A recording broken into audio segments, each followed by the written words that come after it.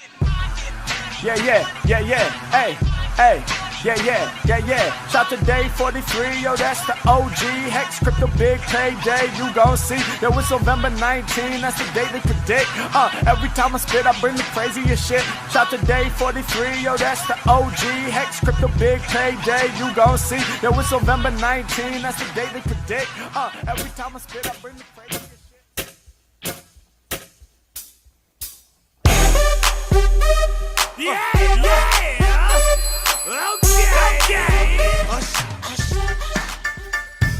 Man, thank goodness.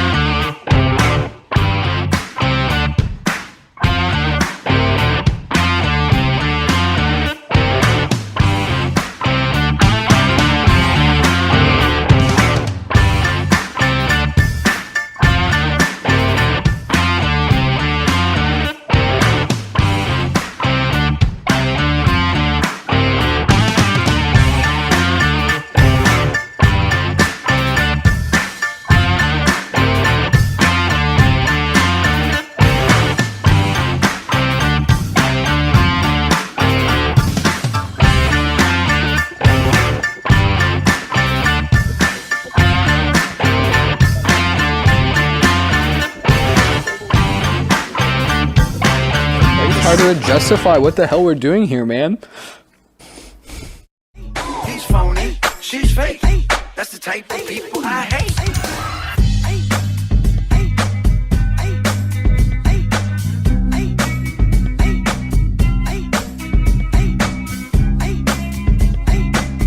Yo, y'all know the lyrics. Come on, sing with me. Shimmy, y'all, shimmy, yam, shimmy, yeah. Give me the mic so I can take it away. Off on the natural Charles Bon Voyage. Yeah, from the home of the dog. Man, it's unwrecked. Thank goodness.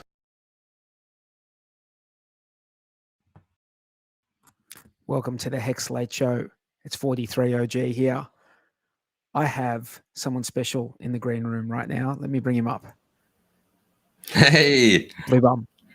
What's going on, dude? Yeah, man. Enjoying life. Been a bit of a I'm sorry, I did not get a chance to say hello to you before because I was a bit late. As per usual. As everyone knows on the HEX Late Show, we always start late. Right. That's just what we do. Yeah, it's our thing. It's your Tell thing. me, what have you been up to, man? Man, I've just been loving life. I've been living life to the fullest out here in Florida. And just kind of having fun things happen to me. And I've been definitely degenning on PulseChain a lot. I've been in the farms. I've been making all sorts of plays. Okay. I started off ratio trading, just loving the cheap fees and all the action that's happening. My bag's just gone up like a lot, and just loving life. That's awesome. Yeah. For anyone who's tuning in for the first time, let's just explain quickly what is PulseChain. Do you want to have a quick shot at that, Bluey? What is PulseChain, mate? What is it? Well, it's a fork of Ethereum with cheaper fees and higher throughput, and it seems to... What's a fork of Ethereum? What's a fork? What's that? Well, all cryptocurrencies are basically a database. They're a public database. And so what you can do is you can copy paste them. So you copy one database and you print it somewhere else. And if people start using that other one, it starts gaining value. And that's what Richard Hart has done. He's copied the Ethereum database. He's made transacting, like if you've had any experience with Ethereum, like sending funds can cost between $2 and $20, depending on, what's going on. Exchanging one token for another can cost $10 to $100. Running a contract, some sort of contract function that's a little bit more complicated might cost you hundreds of dollars. So that was the issue with what happened with Ethereum putting up their fees. Actually changed some stuff, which made like doing stuff with the HEX contract a little bit more expensive than everyone would have liked. So he created PulseChain. Now doing those contract things on PulseChain is much cheaper. It's like cents to do end a HEX HEX stake. Actually, it's still kind of like relative to how much it costs to do a transaction, it is still quite expensive to end a HEX stake. I was a bit like, how much is it? How much is it? Like I did one right Like right when the chain came out. A couple of dollars? Pardon? A few dollars? What is it? It was like 1,000. It was like a 1,000x of what the transaction cost was or something. It was quite a lot. Like in relative to what it costs to do stuff on PulseChain, like relative to Ethereum, it was cheaper. And I can't remember the actual price of what it was, but I just remember thinking, I thought how much is a regular transaction on PulseChain then? At the moment, it's like cents. Yeah, at the moment, PLS Burn is the best place to go for all of that kind of stuff. And right at the moment, let's bring this up. Hey, PLSburn.com. I'll bring it up. And it's to send PLS, it's 3 cents. To send a PRC20 is 9 cents, and to do a swap is 44 cents. So to end a stake, from memory, like ending a HEX stake, like I was ending one that was pre-big payday, and I remember thinking, oh shit, that's actually like 1,000x of the swap price or something like that. Like I guess that would be like so it'd be like, it would have been like maybe $30 or $40 to end it, I think. I mean, you know what? I shouldn't even say that because I can't remember exactly what it was. I think we should verify. I actually think it's cheaper because I know someone who ended one very recently, and it was under $10 to do it. But my point I don't know what the point is though, that I thought part of the reason we have this whole fork is to make the S load cheaper. So I thought he was going to tweak the S load so that it wouldn't be so much more expensive to end these HEX stakes. So I don't know. Dude, I can deal with these prices though. Like I can deal with absolutely now. I can deal with the price of a coffee, the price of like just a meal or something. Like I can deal with that. What I can't deal with is when things get really congested.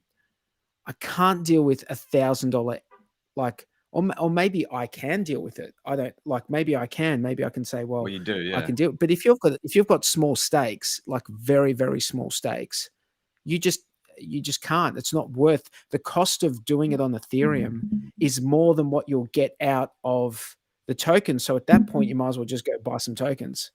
So this whole PulseChain thing started because Ethereum it's almost impossible to transact on it when things get too congested. But it was also, so now we've got, it was also because they hard forked and really upped the S load to make it particularly hard for HEX stakers to end their, or more expensive for HEX stakers to end their stake. And so, I mean, hopefully they tweak that. I don't know if they can, or, I mean, I thought that was, the whole point of the chain was to, I'm sure they can tweak it if they want to. Yeah. They can tweak but as I said, I don't mind like, low 2-digit figures to end a stake. Like I can deal with that, man. You can't do anything like anywhere. Yeah, the tricky bit comes in like let's say 2 years time, if the price is 1,000x and then someone comes in and wants to make a HEX stake and then for a long term, but then they have that same thing where they don't know like if it's in the future, it's going to be very, very expensive. I don't think, I don't think that's something that we would have to worry about. And the other thing, I don't think the reason we don't have to worry about it is because if there was ever a need to fork the chain again, we know how to do it this time. yeah, dude, it's like they know how to do it. Like, do you know what I mean? Like they really know how to do it. They could just, it wouldn't take It wouldn't be the same. Yeah. It would be a different. But look, that's a ridiculous thing for us to be talking about, because Right now, this one yeah. has just come out. It's just come and out. and I don't think we're going to need to think about any of that stuff for years and years and Yeah. years and years. Yeah, sure. Like right now, what we're basking in the glory of this new chain, which it has, as far as volume, DEX volume, like decentralized exchange volume, has become number 2 in all EVM chains. I think number 2 in all chains. I think it's like, Well, they have to be, it's because even like more Uniswap than, would be the most. yeah, Yeah. because, well, Ethereum would have the most, and it was Binance Smart Chain as the second, but PulseChain in a week and a couple of days of being released is the second most transacted volume wise. But did you see then like that chain But you also in the world But you also saw that that exists? Yeah, but you also It's saw the crazy. BSC was like starting to put up fake volume. They had Yeah. certain meme coins, which you look at the transaction history, and it's all just like obviously very, very fake. So they're trying to bump up their numbers, and Arbitrum was trying to do the same as well. Yeah. You know what I've realized? Like, you know what I've realized? the emperor. This is where this is where everyone realizes in crypto. Oh, hang on. Sammy's here. I didn't realize Sammy was here. Hello, Hey, Sammy. how are you? Keep going. I was just listening, saying hello to everybody. Good, thanks. How are you? Yeah, we're just talking about BSC, but now we everyone in crypto gets to see the emperor has no clothes. Well, you know what I've realized? We get to see that these guys are just like, it's all fake. It's all fake just for appearances, you know? And this is why you don't see HEX and Pulse in their rightful positions on sites like CoinMarketCap. Why? Because the Binance owns CoinMarketCap, and Binance see, Richard Hart as the opposition, as enemy, competitor, right? That's how they see them, and that's why they gatekeep like the Pulse chain and the HEX community. You know what I've realized since this whole chain has come out in the last 9 days? The cryptocurrency world is divided into 3 basic groups. First, you have people that just spend their time on centralized exchanges, just buying a whole lot of, casino, whatever coins, leverage trading, doing things they don't really understand. They're the ones that all got wrecked, specifically like with FTX and all that kind of stuff. Then you have people who are they're really just a buy and forget and hold. And they don't do much trading. They don't do, they just really very kind of, they've heard that cryptocurrency is good. They go and buy some stuff. Mainly they're on centralized exchanges. Maybe they also have some decentralized stuff. And then you have the other group of people, and that's all of us. And we're the people who want to get our hands dirty. We want to see what's happening. We want to like move stuff around. We want to like change the RPC settings, and we want to like work out what this farming thing is and all of that kind of stuff. And that community is Zenians and it's Hexicans. They're the same community. They're like 80% the same people. And all this FUD that you see like on about, from all the kind of like the tribalism, it's all fucking like people trying to get better deals on stuff and just speaking shit. Because when you meet these people in real life, everyone is friends. Everyone is just human beings and friends. And so that was a really big revelation, particularly when Pulse came out and all of a sudden people minting Zen like absolute MFers. And the only people that had the Pulse to do that were all Hexicans who sacked for Pulse. So that's interesting comments you have there. I want to just address this whole getting your hands on Pulse, because there's probably a lot of people out there who are watching right now who are like, I have ERC 20s on the 10th of May, and I have a copy. I can see them. I've changed the RPC settings to PulseChain. I can see my PRC 20 copies on PulseChain, but they can't do anything. and they're scratching their heads. How do I get my hands on Pulse so that I can make that first transaction and swap some stuff over and get more Pulse?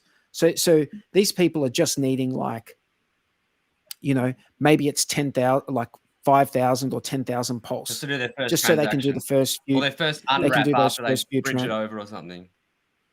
Yeah, or even they've already got stuff on there that's of value, but they don't. And there might be, I'm sure that there are plenty of hexagons out there who are in the same situation because, not everyone, for example, might have sacrificed for Pulse. A lot of people would have sacrificed for PulseX, and PulseX, you got the PulseX and you got one Pulse because initially, it was thought initially that one Pulse would be enough to do a few transactions, and doing a few transactions, you'd be able to swap when more for when the Pulse. chain first came out. Like when it first came out, even if you had just one Pulse, you could do that first transaction, but then it quickly jumped like 1,000x. It's crazy. It's crazy. So that just shows you how much demand there was to use PulseChain. The fact that there's this competition. So we do have a couple of solutions now, yeah. Like occasionally, there are a couple of solutions. Occasionally, the PLS faucet. Well. Occasionally, the PLS faucet works. I've been told. I haven't actually used it successfully. Can I just say, as someone who has tried that faucet, I would say it's never worked for me once, and I would say it's a waste of time. There are better options out there. Yeah, okay. I would say there are better options out there. Yeah. So the first couple of I will get to these options in a second, but the first thing that we brought up, you asked me to bring up. I've got Pulse Burn here. Did we want to have a look at some stuff here that was of interest? Yeah. That INC price is just absolutely nuts. Isn't it awesome? So can you explain? Can you guys explain to me what's INC? What is this? Oh, do you want to do it, Sammy? Oh I'll give it a go, Blue. I know that you can you know more about it because we've had this conversation, obviously. So I watched Crypto Coffee's video on Ink Token, which is the incentive token for the liquidity providers on PulseX. So the farms on the PulseX exchange is rewarded. The farming pool is rewarded with the Ink token. We saw it go right down to, I believe $4 when PulseX first launched in the first few days. And then we've seen it rise up to 80. I think it was $88 when I last checked this morning really early. 77 at the moment. Yeah, it's 77 now, but it was 88 like, say, 12 hours ago. Oh, fair yeah, so we've seen a massive, this is the highest rising coin that we've seen, I believe. That's what is it? What is it? Well, where'd it come from? Thing. Crypto Coffee basically said it's got this. I don't know. Instead of a halving every 4 years, it halves. No, hang on. Before that's all kind of a lot of conjecture because I went and I saw a couple of videos that people were posting and people were saying, oh, it's this, it's that, it's this, and so I was like, okay, let's have a look at the actual contract. So I went and had a look at the contracts, and I'm not a coder, so I can't read the actual code. But if you do look at contracts, what the coders do is they write in actual English what is happening. So this incentive token is a fork of YAMS, which was, I don't even know what that was actually. So it's a fork of YAMS. And it's like basically it's just basically this token that's created, and to like, if you have a liquidity pool, you can start what's called farming this token. And it just means you're taking your liquidity pool, you're locking it up or staking it, although you can unstake it at any time you want. And because you do that, you take that action, you get rewarded this INC token, this incentive token. So when you say you're putting them in pools, you're farming, are you like providing liquidity? What exactly are we? Yeah, so there's a number of liquidity pools that are being incentivized with this token, and there's only I only think 6 or 7 of them or maybe 8 of them at the moment. Okay, so just to explain to anyone who's watching, who's not sure what we're talking about, in crypto, if you want to if you want to buy or if you want to swap something for something else, you go to a decentralized exchange like PulseX on PulseChain, and the only way that you could ever swap one token for another is if someone has gone there first and put tokens there for you to go and buy and sell. So, and that's what we're talking about, correct? We're talking about what you're doing, because these are version 2. This is an incentive for people to go and put the tokens they have in their wallets to go put them, make them available for people to swap and trade into, right? And so and based on those swap and trades, you get this incentive token. So you can create any pools you want, but only certain pools you'll be able to farm this token. So let's say you have Pulse and you have PulseX. You put them in at equal value, whatever that is at the time, and you put that in as a liquidity pool. And then as the prices like change, they go up or down depending, and you're getting more of the less value pair as that happens. Now you can take that liquidity pool and you can then go and stake that liquidity pool. And it's a very all it is you're running an approve and a confirm. So you're running 2 transactions that basically just put it in there, but you can take it out at any time. And then what happens is, because you're doing that, you're earning this INC token, and you see how much INC token you're actually earning. And it's got a little harvest button. And any time you want, you can do this once an hour. You can do it once a day, once a week, whenever you want. You press harvest, and that basically takes all of that INC that you've earned and puts it in your wallet. So now you're holding this INC token. Now this INC token, it's gonna have what is planned is that eventually people are going to be able to vote or delegate their votes to certain pools. So it's going to be the community which is deciding which pools get INC token and how much of the INC token they get via this voting process. But that voting process isn't in place at the moment. At the moment, we have, like SushiSwap had, we have a master chef. And obviously that master chef is probably Richard or one of the devs. And that master chef, they are deciding the emission rate. Now, the emission rate is this token gets made basically every second of the day. It's per second. So I'm not sure if at the moment, if it's 1 INC per second or if it's 3 INC per second. I don't know. But what I do know is that master chef can change that at any time at the moment. They have complete control. And then they also have control over how much INC is being given to which pools.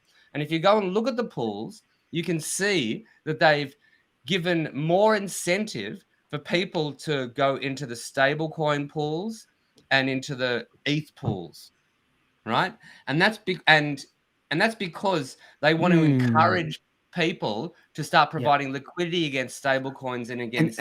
And let's just go into that for a second. Why is that a good idea for whoever's making these decisions? Why is that a good idea? And I'll answer my own question here. My own question. The reason it's a good idea is because that makes trading from Ethereum into Pulse more stable price-wise. You get less slippage, less fluctuations in price when people bring their economic energy via ETH, via stable coins over to the Pulse network. So that is a really, really good idea to incentivize that sort of behavior, that sort of pool behavior. Can I give my take on it? Because Blue Bum's like a professional. Like, I got all my advice for LP providing from Daddy Blue Bum, and Tangent when I started doing it in the ETH Power when that chain forked. So anyone that really doesn't understand what Blue Bum's saying, probably about, like, I'm a total noob, but I still managed to provide liquidity. All I did was got on PulseX, checked out the yields, which were huge when I went in there, but they've declined a bit, added my liquidity, and now I'm harvesting every 8 to 10 hours, making more than I am from my full-time job on just harvesting right now. but you'll have a lot of questions, and it's really interesting, and it's like you just going jackpot, bitch, like all day. It's just awesome. But Bluey, I wanted to ask a question. Like, okay, we're getting the incentive token, and that's the incentive token farming that. But my balance looks like it's going up even on the stables. What is that? Because I'm collecting fees. Will that fluctuate? Why is it going up? You mean your stable coin pair versus like Pulse or whatever? Yeah. So when I it's put because my of fees. in, It's because of fees. It's because is it? because what happens is anytime anybody trades, they have to pay like what is it, 0.22% or something like that. And I can't remember the exact figures, but like basically that's your share of it that you're getting. And if there's a lot of volume and you have a bit more of a share, especially if what you're doing is you're taking that INC token, you're swapping it for a stable and Pulse, and then you're adding to your liquidity position, it's basically you're kind of compounding your interest on a daily basis. But also there's a few it's 0.29%. But I think that but only 0.22% of that I think actually goes to the liquidity providers. And at the moment we can't see, like on Ethereum they have the breakdown of how much fees you earn, but we can't see that yet on the PulseX site. But those fees are separate from the INC token. The INC is just a bonus kind of thing. And I want to have a little talk here about as well, because everyone kind of goes impermanent loss, and no, but you're going to get impermanent loss. Impermanent loss is not the big scare thing that people kind of sometimes make it out to be. And in fact, sometimes it's really, really handy to use. And impermanent loss is a really weird term. And remember thinking about it, it's impermanent loss. So especially in these pools of V2. So these pools are like, you have to put in the same on both sides, and then the ratio just goes up and down. So like impermanent loss is more risky on V3 when you're putting in a certain range. And if you basically get swapped out in a certain range, and then that thing that you were pulling starts really mooning, you can be left behind. And so but even then it's more the opportunity cost that you're missing rather than actually losing like money. Like you can lose money as well, but like especially with the V2 pools, it's not as bad. It's more that you're not making as much money. Now, the other thing, like the PLSX pool is really a good case in point. So when PLS and PLSX first came out, all of a sudden people started dumping PLSX for PLS, right? So PLS went up in value and PLSX went down in value. And I think PLSX is still pretty down in value. It might even be below SAC price, right?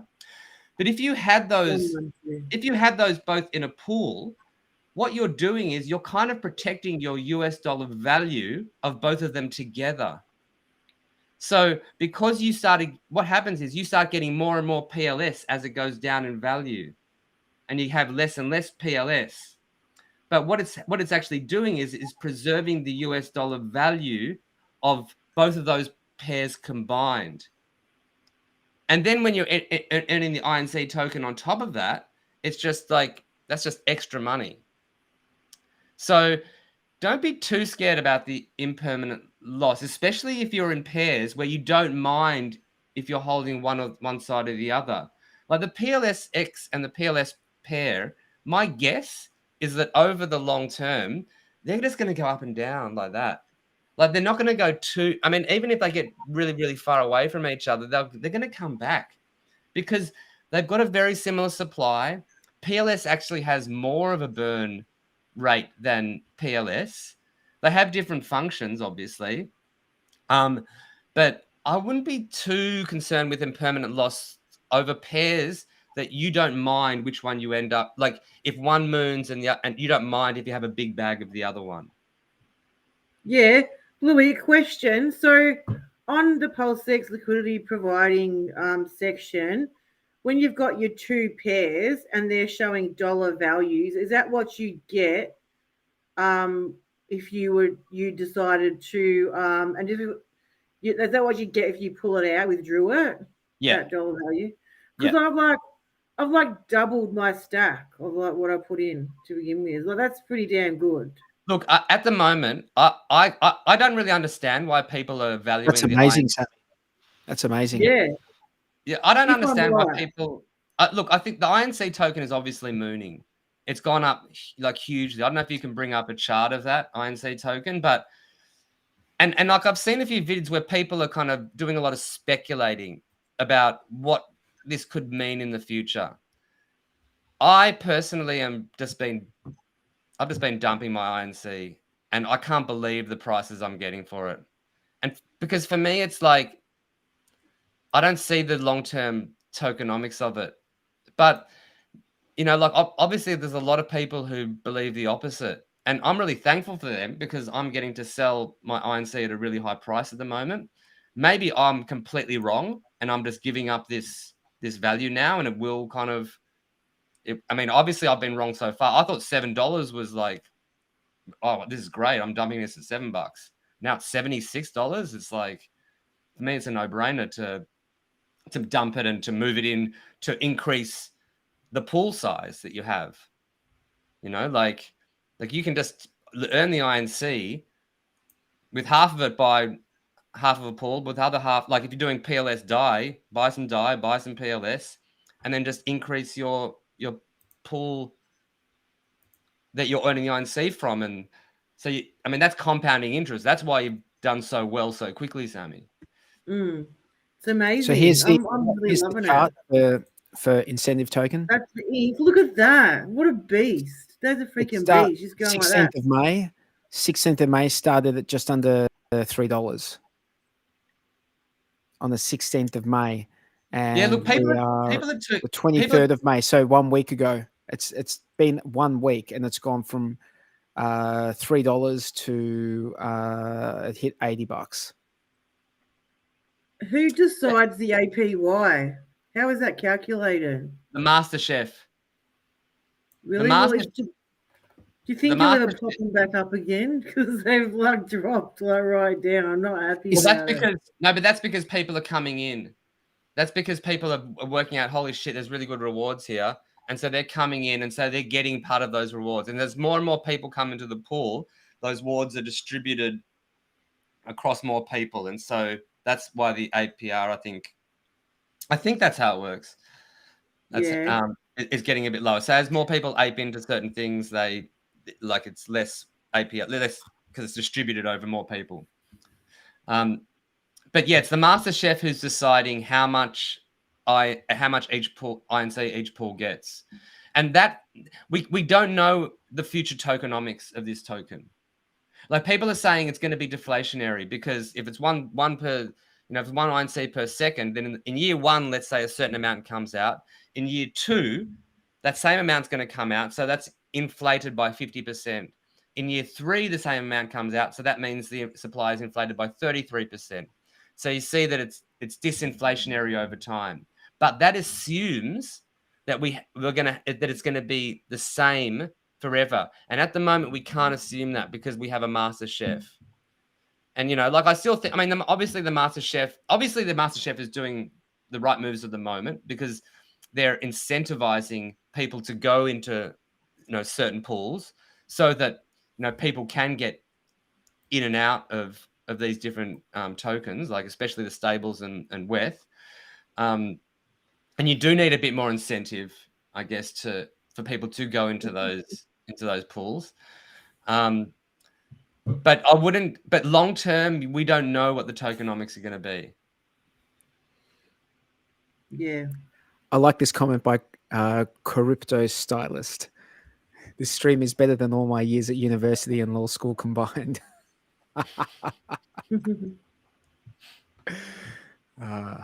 Crypto Stylist. She's one of our ladies. I met her in Vegas. We had a little conversation. Hey. Lovely. Yeah, right. So the next thing we've talked about incentive token. The next thing we were going to talk about was how people need Pulse. People who don't have any Pulse they've found it really difficult to get their hands on some. So we've got some solutions for everyone. Richard Hart tweeted about one new solution which has just come out very, very recently. There is a site OKX. called OKX, and this is the tweet by Richard, and they're listing Pulse. They're listing PLS. So if you're an OKX user, you'll be able to get your some Pulse there and send it to wallets, and then you'll be able to do stuff with all your ERC20s that got copied over the PulseChain, all your PRC20s. You'll be able to do things and stake, unstake your HEX stakes, and Hedron, all of that stuff. Another one that is happening right now, and I will bring it up. It's something that Dipcatcher has created, and it's called Gas Bridge. Now, this one is a little bit more fleeting in your ability to use it, because it's I think it's only got another 12 hours left. Less, so I'll just probably, I think. Got less than 12 hours, has it? Let's have a look. Okay. It's a contract that they've made, which is going to you deposit ETH if you want Pulse, and if you want ETH, you deposit Pulse on the Pulse chain. So it depends what you want, But if too many people put in ETH, then it's worth putting in some Pulse, because then you'll get a good rate for putting in Pulse. And that's the situation right at the moment. Right at the moment, you can get cheap ETH. Like, you can get very cheap ETH with your Pulse.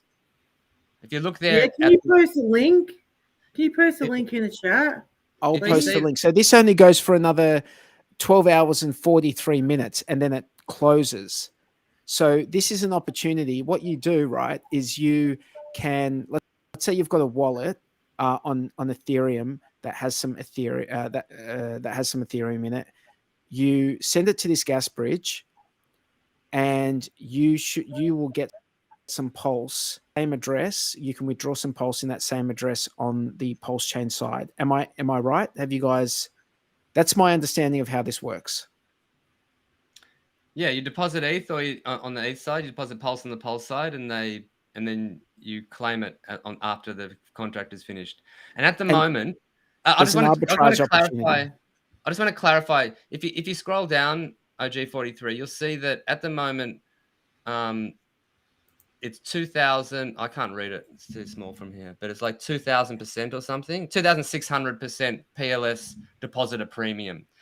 So as we get closer to the end of this contract, which is in 12 hours and 44 minutes, anyone that will probably come down a lot, because it's a really good opportunity for people to basically get very, very cheap ETH with their Pulse.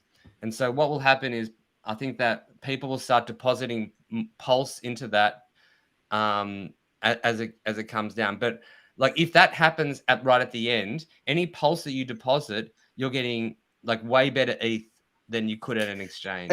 Hang on. I just want to call some people out in the chat who are saying this is middleman shit. Man, listen, all centralized exchanges are middleman shit. But if you need 10,000 Pulse to do your first transaction, then maybe you can deal with a little bit of middleman shit. If you haven't got, let's not shit on people who have just spent time and effort to help the community. These guys are not going to be making money. You guys can jump in, if you see an arbitrage opportunity, throw your Pulse in there. It is middleman stuff, but there's no fee. These guys aren't making any money on this. This is what happens when you've got cross-chain. This is cross-chain stuff. Like, any bridge is middleman shit. Any centralized exchange is middleman shit. So this is something that these guys have done for the community. Yeah, but also it's middlemen. You're not sucking their dicks. It's middlemen. You're just saying thank you to them. That's it.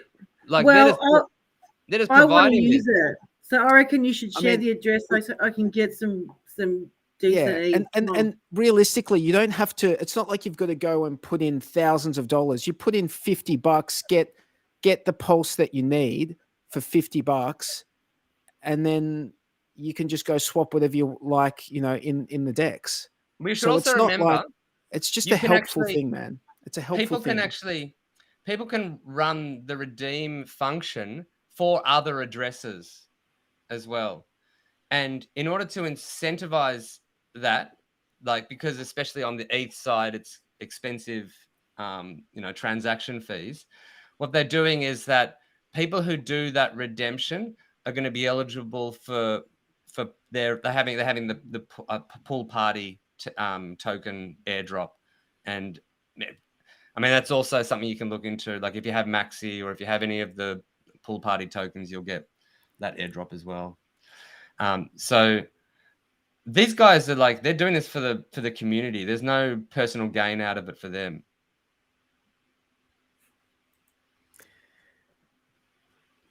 I'm not yelling at T-Bird, by the way. T-Bird is my boy. I'm just Love you, saying what I think. T-Bird. You can't polish a turd, but you can roll it in glitter. That's what I was boys thinking do. hundreds and thousands. So and there's another two sites. Now I haven't used these two sites, but I believe that they're no KYC, but they are centralized exchanges. One is called 50x.com and the other one's called, I think it's called, I'm not sure Safe if Trade. either safe.trade or trade.safe. or trade.safe. It's one of those. But I had a message from someone saying something about, I don't trust that site. They didn't give me a reason, and they haven't messaged back to me, but I'd be really, really careful with those two sites. Yeah. Look, once again, if all you're doing is a small amount of pulse so that you can do your first transaction, then I believe, I mean, look, if you haven't got many other options, then it's okay. And just remember, it's no KYC. So that's for a small amount. I think it's fine, but I haven't tried them. So yeah, buyer beware, like at your own risk, guys, at your own risk. Do you know anything about OKX? Like I mean, I know nothing about it. I heard they're one of the larger exchanges in the world. Do you know like what jurisdictions they service or anything? No, I don't. But I went to their website quickly and I saw the like some big name sponsorship people, like some big name. I think there's the Formula One, the Australian Formula One guy. What's his name? You know what I'm talking about? No idea. You can't use it in Australia, can't you? No. We have a Formula One dude. We have a Formula One dude. 20 million users, over 180 regions globally. There you go. We can't use it in Australia. That sucks. Are you sure you can't? Because when I brought it up, the first thing that it came up with that was like swapping Bitcoin into $8 So you can, I think you can swap into Australian dollars for OKX. I'm just waiting for the. You know what? You might not be able to like connect a bank account up to it. Well, then how do you get the?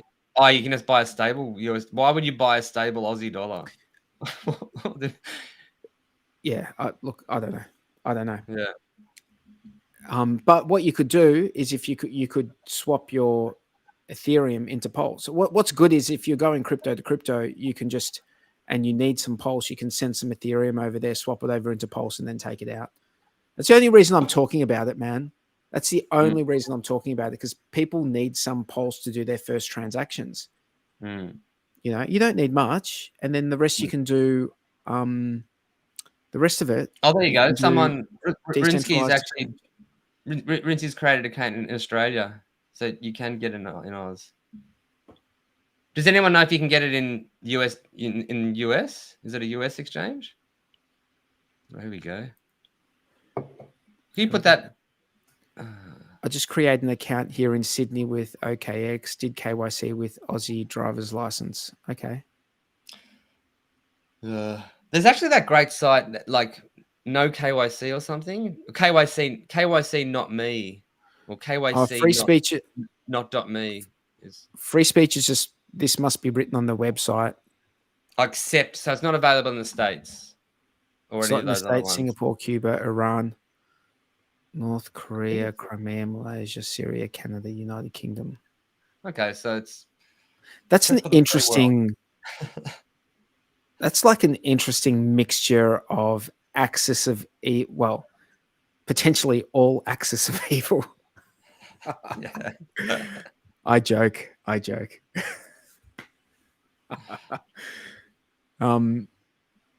Yeah. Yep. So there's some options. Like last week, we didn't really have that many options of how you would get your hands on Pulse. Now we do. So that's really positive. I think it's really positive. Absolutely. And the bridge is working.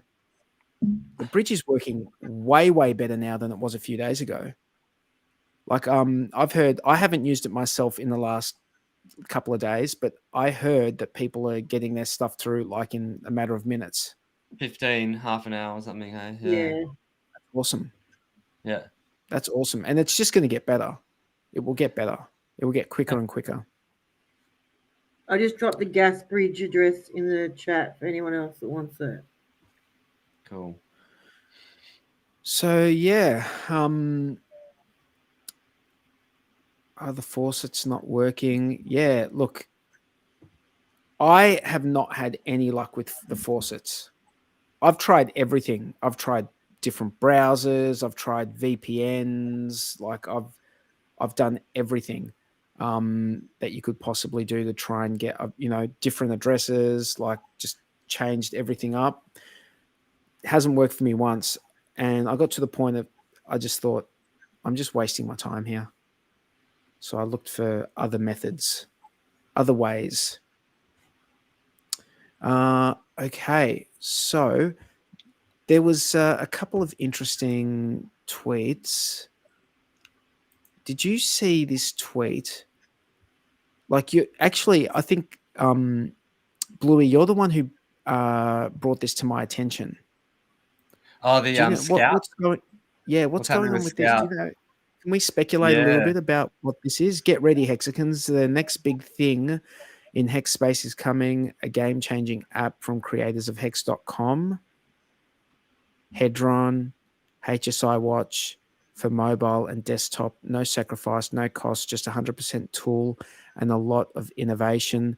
Logo revealed in 24 hours. Hex Scout spread it. Is this like Alex has also been He's part of it, yeah. He's part of it as well. So what, like, can we speculate what is this all about? Okay, so they did release their logo, and their logo is a magnifying glass. And I don't know what it is. This is pure speculation on my behalf, but over the last couple of years, there has been quite a few times that Alex has mentioned talking about subgraphs and all the things you can do with subgraphs. And my guess, total guess, is that because it's a magnifying glass and this whole thing with like subgraphs, what it allows you to do is get information from the blockchain in a really, really quick way, because like they create these little, I guess, blocks of data that you can call from much more quickly than having to read the whole blockchain. So my guess is that it's going to be a way to basically I make love to other people's addresses, if that makes sense. Like you're going to be able to go in and see all sorts of stuff about other addresses, your own or other people's. So it's going to make everything a ton more transparent. It's going to, I think it's going to, my guess, total speculation, it's going to be a tool that allows your more non-techie user to be able to go in and see what's happening. Mm. Interesting. and there was another. It's a double-sided sword. It's a double-sided sword. You know, like we all know that these blockchains are completely transparent. What you have to know is that anything you do on a public blockchain is public information. And so if somebody can connect your identity to an address, they have the ability to track whatever. And at the moment, we can do that to a certain extent, but there are much more advanced tools that people use to look into blockchains. And maybe this Block Scout is bringing some of those more advanced tools to the common user. So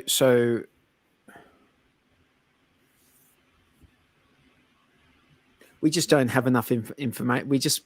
I want some more information. It's a guess. I think today they're gonna tell us when. They might have. I'll have a look now. Today I think they were gonna like tell us when. I'm intrigued. I'm very curious to know who's behind this, Bluey. Who's behind this? Listen, what they've said is that it's the creators of HEX.com. So I don't think it's the creators of HEX. I think it's the creators of HEX.com because there was a developer, there was a person who basically made the current version of HEX.com, and they put a lot of time and effort into making HEX.com way better than it was. So I think it could be that person. I think Hedron and HSI Watch obviously is Alex. We all know that. This is the logo. No sacrifice, no cost, just 100% tool and a lot of innovation. And so, yeah, logo reveal in 24 hours. They did that, and it's there's a key, and there's a little magnifying glass around the HEX logo. And then 16 hours ago, hello Hexicans, I've been waiting patiently over a year to finally meet with you. Now I'm here and thrilled to embark on this breathtaking journey with you. Buckle up because our adventure is just getting started. And so there we have the logo of the magnifying glass. And there was one comment where they said, I can't find it now. Let's see if we can. This is good speculation here. I hope it'll have a portfolio tracking feature. Yeah. You know what's a great portfolio tracking is fatty.io. Been super impressed with that website. Like that is, you can put any address in and you can just see like how much Hedron you got staked, how much ICOSA, what else you're holding. Let's go there and so fatty.io. Yeah, so you know that app you were talking about, Bluey, and that Hexagon I told you about, who contacted me to see if I wanted to try out this app before it launched. I've never got it, but she told me that it's an on-ramp, it's statistics, it's a Richard Hart news feed, it's education, and it's also Ethereum, etc. All right, I need to get some addresses, hey? So they're gonna do this kind of slow release of information, the Hex Scout. And I looked at there was one tweet they replied to Katie. I've just chucked that in the private chat. I'll just read it out. The Hex Scout launch date will be announced tomorrow, and that's 14 hours ago. This tweet, a secret between us in advance. It's not a 2 more months story. So it's ready, and they're gonna drip it out, I think. Thank you for your interest. We've launched on Twitter to gradually reveal more and more about us before we officially start. It's going to be a bit like an advent calendar. What's an advent calendar? Like an adventure calendar? Yeah, like a Christmas calendar. Advent's got something to do with religion. It's got something to do with Christianity, Catholicism, I believe. Okay. Advent? Or maybe not. Did you see that conspiracy threat? That conspiracy tweet? Did I just make that up? I might have just made that up.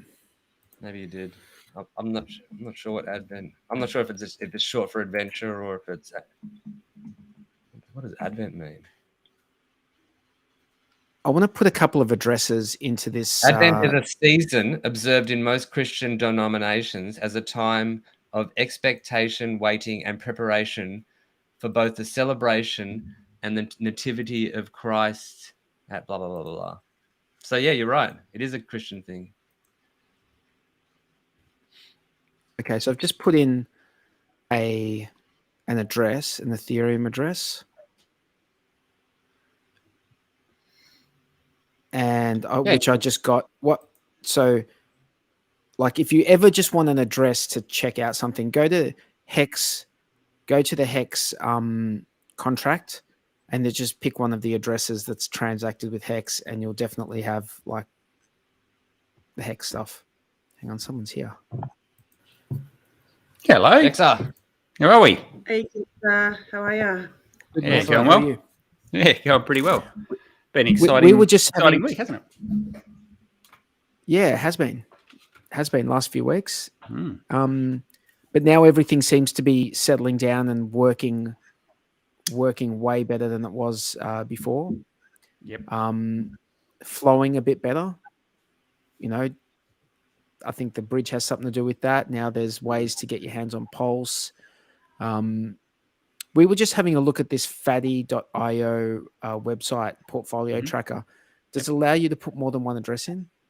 You can create a folio, but you have to like hook an address up with it, I think, before you create a portfolio. You might just have to hook a burner up and So you just hook up a burner MetaMask address to it, and then you can add whatever addresses you want and create a portfolio. Gotcha.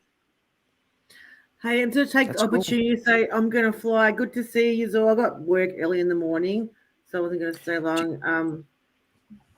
Do you want to shill what you've got on the weekend, Sammy? Oh, yeah. Ladies Discourse is coming up. It's Australia time Saturday, US time Friday night, Europe overnight. Got some new ladies coming on. There'll be lots of talked about with what's going in PulseChain. So if you want to join us. Otherwise, follow me on Twitter. Good to see everyone. Take care. See you, Sammy. See you next time. Thanks, Sammy. Bye. Yeah, it's been a bit tricky trying to find a place where you can actually look at everything you've got on all the different chains. I don't think we've got that anywhere that's great at the moment. Well, Fatty.io is pretty good. Have you sussed that out? I had a look at it. They must have had it up before Pulse launched, and I went and had a bit of a look at it. And I went, yeah, that's pretty cool. But I didn't sort of go setting up bundles or portfolios or anything because I already had those set up on what's the other one I use? Zapper or something like that. Oh, Zappify. Yeah. So I had all that set up, and I just said, I can't be asked doing another one. But we really need that. Like, we don't have a reliable place where you can actually track them all. And what's worse is tracking all your stakes and the end dates and things like that. We haven't got a unified way to do that yet. Well, Fatty.io does it all now. No, there is a good one, I think. HEX Base. Have you seen that? I mean, you can still do it with the free version of Staker app as well. You haven't seen HEX Base? Hang on. I've got to show Jex a HEX Base. I think I might have had a brief look at it, but I didn't. It was when they first launched. No, that's right. They launched it, and I went to it, and it was a dead link or something. I went, I never went back. But yeah, that's the missing piece. And I was hoping Stake HEX today would get the both chains up there because I really like that interface. It's nice and clear. So I think it's key that done that. Let me share this website. Okay, so and I'll put the link in the chat. It's hexbase.de/service/staker. Now you can put in multiple addresses that are comma separated for all your, and that will bring up all the stakes, and it will work out. Does it have it across chains as well? Does it?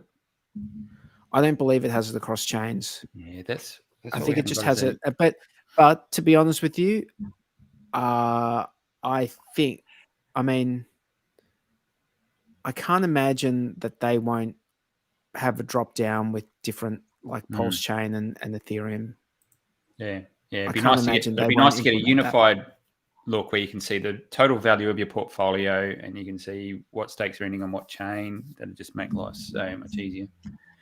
Fatty.io does it, and they do it with the Hedron stakes, with the stakes, with HSIs. All of that info is there. Oh, okay.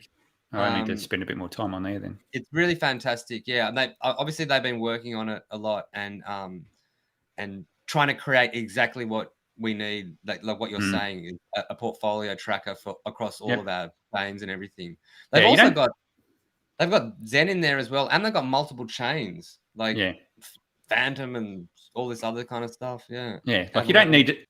You don't actually need it to be able to control stakes or anything like that. You just need to be able to have a glance view of what's going on, because it's gotten pretty complicated, and it's like maybe HEX. Maybe that's what HEX Scout will be as well. Could be, hopefully. Yeah. Have you had a chat about what that secret project is? Yeah, we're just speculating. And my guess is that because it's a magnifying glass is their logo.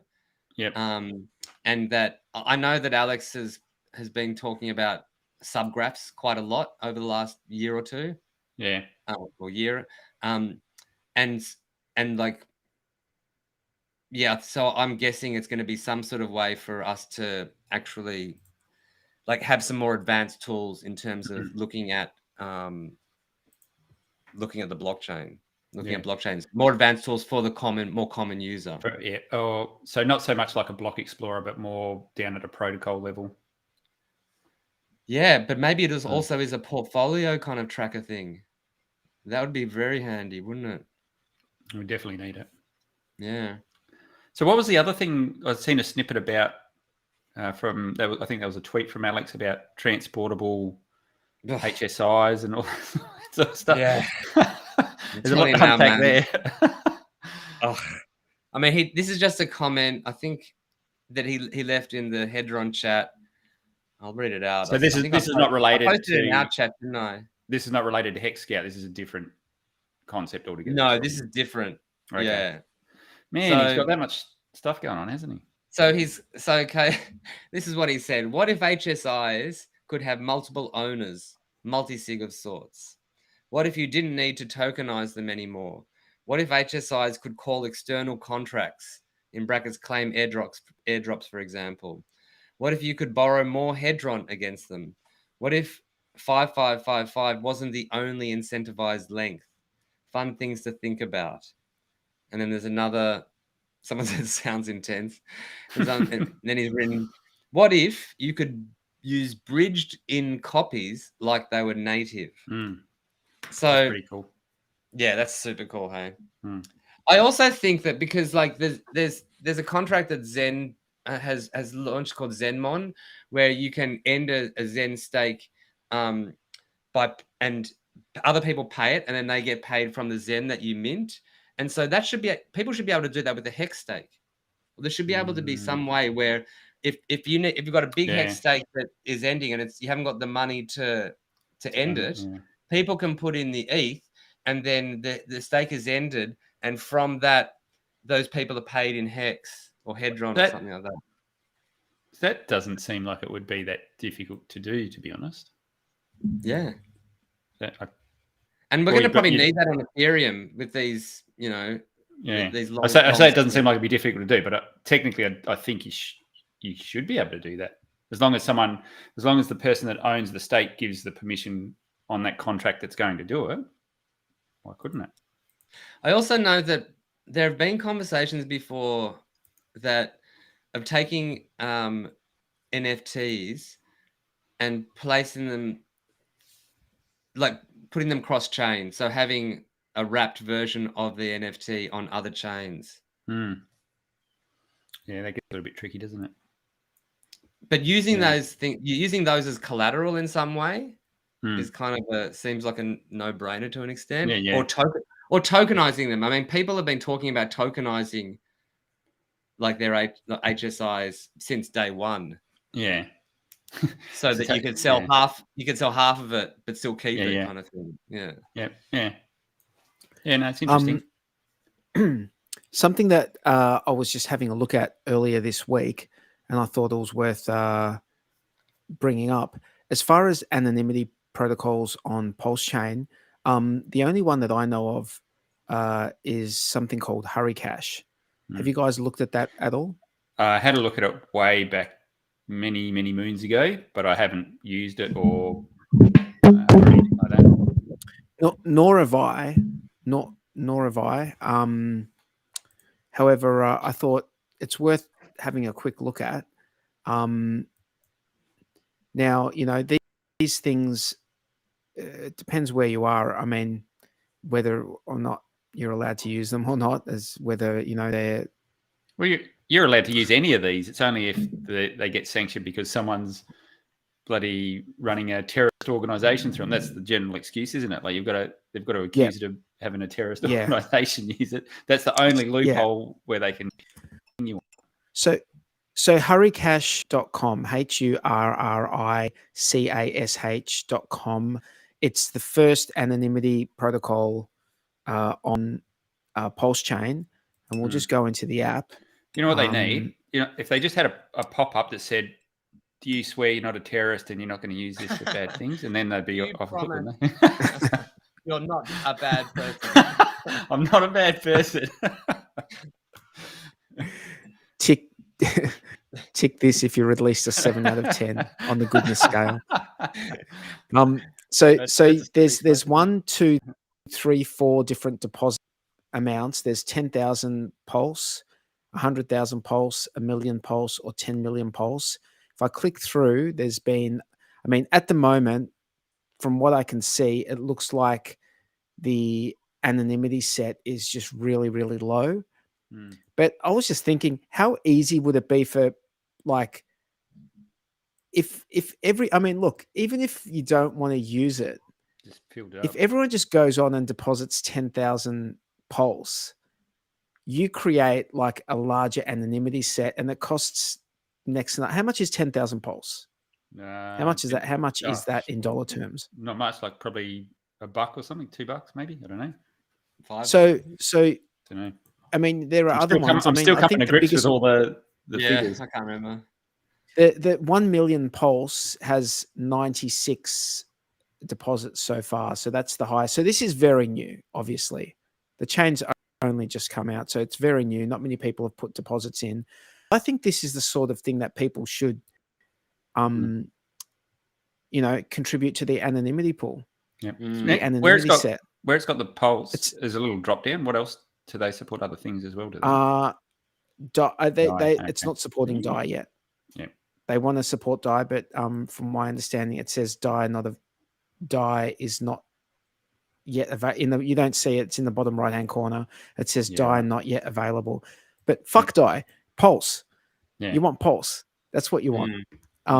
So yeah, I would say to people, look, if you're not ideologically against it and think it's a good idea that people have an ability to have some level of privacy, then maybe depositing some, like, even if it's a smaller amounts, like, 10,000 pulse is not much.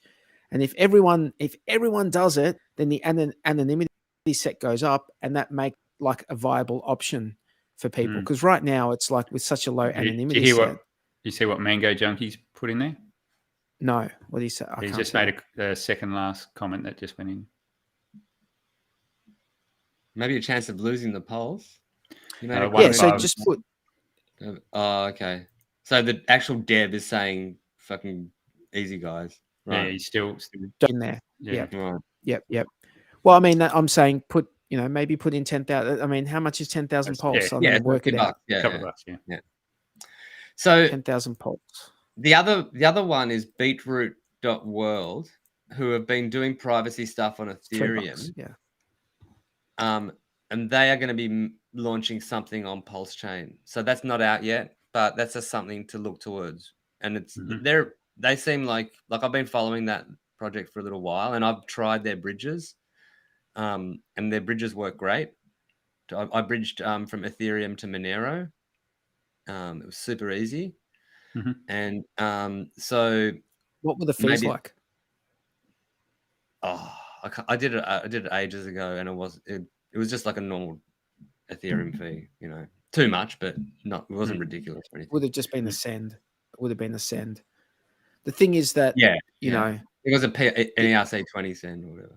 That's gets back to that whole middleman thing, and that's a bridge. Yeah. Okay. Yeah. Yeah. So they know how much Monero you're getting. Hmm. Do you know what I mean? So then that address is getting again, that person so, who controls that bridge or whatever. Yeah. Yeah. So they know how much Monero you're getting. So then for you to make sure that you would have to send, Gotta you know, hop it you around would a have to bit. send another transaction from another address that's not linked, and then those two Monero addresses would have to go to another Monero address, which is so that there's a hop there. It's like it gets, you know, whereas I think the on-chain stuff, like Hurricash or you know, Tornado, that is like the best. That's what you want. You want just something with that's with a really big mixing set, hey? Yeah. Yeah, with the big set, you know, but that has to start somewhere. I mean, Tornado Cash had no one using it at the very start, so you know, and it's got not many people using it now either. So the dev got released out of jail, didn't he? Did he? Oh, really? Okay. Yeah, I think so. I think I've seen something In Holland. That dude, the Russian guy. Yeah, I'm not sure where he was that's from, but good. yeah, in Holland. Yeah, I don't know. I'm pretty sure it's like, you know, I wonder if it was 2 or just 3 'cause he weeks was ago, Russian. maybe a month ago. Yeah, whether or not he's still, I don't know whether he was released on bail or something or what, but I'm pretty sure he got out. Oh, that's good to hear. That's pretty shit that you get locked up in the first place, but yeah, absolutely. Hey, I want to show you a video of something that I did earlier today.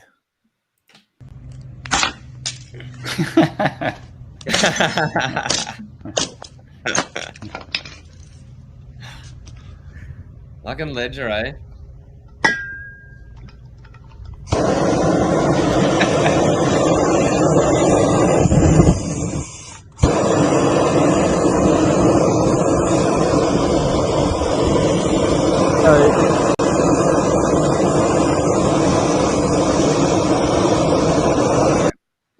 Yeah, just when you thought Bud Light was the only company that could possibly fuck over their user base in one. And have you heard their CEO talk about it? No, I watched the video that they put out explaining it. That was tough to watch, man. I don't know who the guy was, but it was terrible. I haven't seen Man, the CEO talking about it was just like, yeah, I don't trust him at all. I didn't trust him. I've never I understand that it's this thing you can opt into if you want to, you know, but like all these new people who they're just going to opt into it and then not going to realize it. They're just going to give access to your money to any government that subpoenas them. Yeah. You have to pay for that service. And you have to pay for it. Yeah. No, so for some people that might be... If you do pay for it and then want it again, you have to, and then don't start not paying for it, you have to back pay all those time that you didn't have it. It's like... Is that right? Yeah. So I was reading through it. So it's like $10 a month or €10 a month or whatever it was. And so you pay that €10 a month and then you can cancel it anytime you like. But if you then want to re-enable it, and let's say you've waited a year and then you go, I want to re-enable the service, they'll charge a €50 administration fee and then backdate you every month that you've missed. So this is a really good comment here. This one here. Big target. Well, yeah, big target on the back for hackers. Yeah. Now, the other thing that I mean, I guess this is what I felt about the whole thing. So Ledger years back marketed their product as being superior to anything out there because it had a secure element. The secure element makes it superior, right?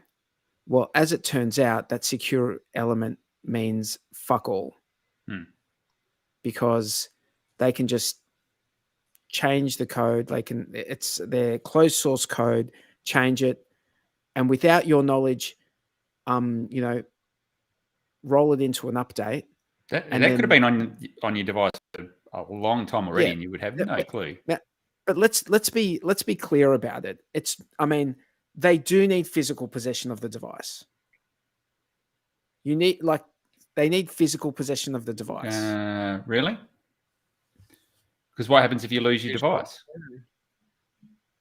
No, no. If you opt in for someone to take the keys, don't they need physical possession of the device?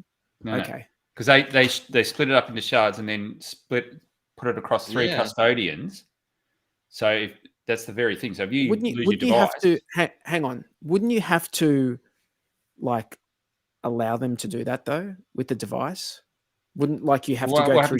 What happens if you lose the device and you've lost the seed? No, but you have to set it up. You've got to. I think you've got to set it up. Hang on. If you don't set it up, how would they just be able to extract your keys? Just now you're signing a transaction. You're signing a transaction to turn into shards, and they keep one of the shards, and then you say who else is going to keep one of the shards, and then you have one of the shards. No. It goes to 3. It goes to 3 custodians. You don't get to choose who. It's companies it's companies that they've partnered with, right? And all of those companies, if they get a subpoena and said, "Come on, guys, you've got to bring these shards together," they'll have to do it. It's not great.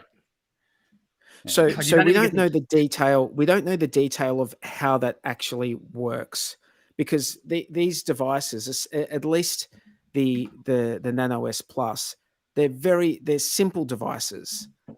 You know, they're not. It's not something that just automatically does. You know, connects up to the internet and does all sorts of stuff. It's a simple device that. So I can't imagine that they're going to open their device up to be something that can automatically connect up to the servers without, because from what I understand, those devices, whenever you want to connect it up to the Ledger servers, you have to like them to have access to it on the device itself. There's a question. Do you want to connect up to Ledger Live? Do you want to connect up to and I'm not defending them. What I think is for me, the breach of trust is where they've marketed their product as being this, you can never extract the keys from it. It's got a secure element. Well, you can. It turns out they can be. But before we all jump on the Trezor is this, saint of Trezors can be hacked, guys. Trezor T, Model T can be hacked. It was hacked like 3 or 4 years ago. No, that was the one that was hacked, and it was an older firmware. No, the newer one can be hacked. The Model T has been hacked. There's a glitch. What if it has a passphrase? OG43. The passphrase would be the same for the ledger. If you have a passphrase that's not saved in the ledger, it would be the same deal. It's like something that you have that you can enter. Yeah, they would never be able. So the Trezor could be hacked, but they couldn't get into your money because you know your passwords, your passphrases, and your passphrases the same. But that's the same for ledger. That's the same deal for ledger. No, but I'm just saying. You're saying about the. I'm saying they can get your seed. The Trezor is like can't be hacked if you have a passphrase. It can be hacked. The seed words can be hacked. The only way that you can get around, do you know why they can be hacked? Because the hacking the PIN number is relatively easy using that was on the hardware. Firmware. That was on an old firmware. No, you need to. The only way you can get around it, because the hardware is the hardware. The only way you can get around it is by having the micro SD card, and the micro SD card encrypts the PIN, so that you need to have this micro SD card inside it, right? I don't want to scare anyone because the chances are this is not going to happen to you. Like this is there is always trust somewhere. Yeah, like just no one stress out about it. If you're stressing out about this, just chill out. Okay? Well, what we should remember, none of this is happening to anyone. Okay. And what we should remember is these hardware devices are just like a shitty fucking piece of plastic and metal. You should not rely on that's the only place where you have your stuff. Yeah. But passphrases would get around what you're saying. Like what they do is they like surge it. They surge the electricity through it or something, and that's the way they can hack into it. Is that correct? But then if you have a passphrase, it wouldn't matter because you would still need a passphrase to be able to.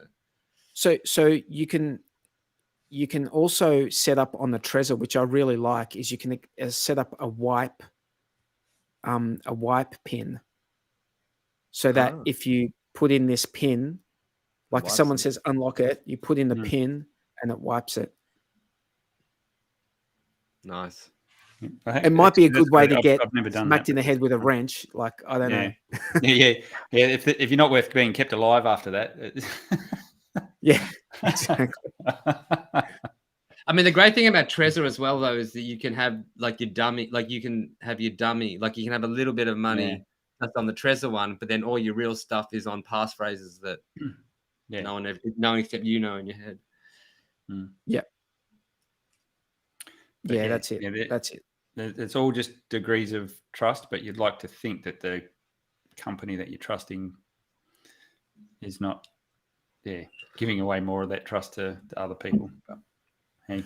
They can I just say that they have managed the optics of this terribly. Oh, that's the problem. Sure. Because if they said, hey, we are going to release a new firmware that is opt-in only, and it's mainly aimed at institutions being able to custody, things. If they came out like that and like put it out like that, and then the rest of all the plebs out there who have crypto and have ledgers never even have to worry about this firmware getting on their device, then they could have even said this: you need to pay for this new firmware. You need to pay like the $20 a month for this, and an institution's going to do that, right? Yeah, or make it a separate device completely. The institutional device. Yeah, that way you know exactly what you're getting. Yeah, I think you're right. They did manage it poorly, and I think social recovery is good, and that's the way I think things will head. Where you need to be able to recover things in the case of something happens, and not have to rely on these seed words.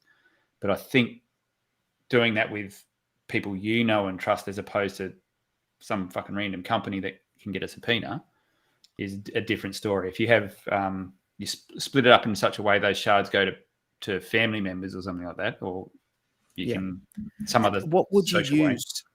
What would you use, Jackson? For what? There's actually like Ian Coleman has a tool for splitting seed freight. Like, well, I know that Trezor has a system there you can do Shamirs, but like the thing is that you need to set that up from the start. Yeah. If you want to do it retrospectively, right? Yeah. There's an Ian Coleman tool that allows you to do that, but you sort of you got to know, you got to be very good at doing offline stuff. Like, do it like going to your browser and turning off the Wi-Fi and putting on airplane mode is not going to fucking cut it, people. It's not going to cut it. You need an offline device, something that never touches the internet. That's what you need. Yep. If you want to do that sort of stuff. So, guys, can I ask you a question? Yeah. That's my joke. Sandy B, the dude. That's my joke. The old prison wallet joke. At least the ledgers were a little bit thinner for that. So, guys, going forward, you have a new onboard. You've told them how to be secure. You've explained it all. You've got them to go through the steps.